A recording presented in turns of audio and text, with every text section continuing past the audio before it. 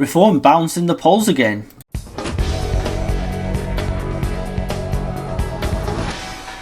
Last week I was watching all the lefty commentators going mental about the polls. Reform had dropped 2 points here, 4 points there.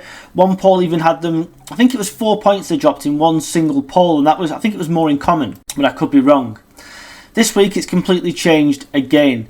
Probably partly because of Labour's disastrous budget, but also because the government is once again mired in more and more scandal. So for example, More in Common this week has completely flipped on its head from last week, so Reform have gained 4 points, back up to 31%.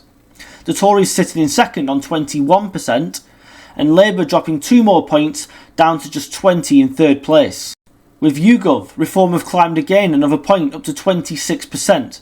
Labour sitting on 19 and the Tories going up 1 to 19 on joint second with Labour. And Focal Data, to be honest with you, I've never even heard of them, but they've put a poll out with Reform sitting on 29%, Labour sitting on 20%, but the Tories dropping 2 in this one down to just 18%. There's also another trend in these polls, and it's the Greens dropping backwards again, down to 5th place in most cases. That's because every time people see Zach Belansky now, those people with brains know for a start that he's just a boob whisperer, a con man, who took money under false pretences. And also, if you watch the video that I put out about him trying to talk about the economy, he doesn't understand what debt and deficit are. Not to mention the fact that he said he was going to go to Moscow and speak to Putin and tell him to put his weapons down.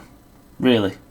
But the trend is once again clear. If Reform support was plateauing, it's now growing again. And they've not even had to do anything for it, really. All they've got to do is sit back and watch Labour implode.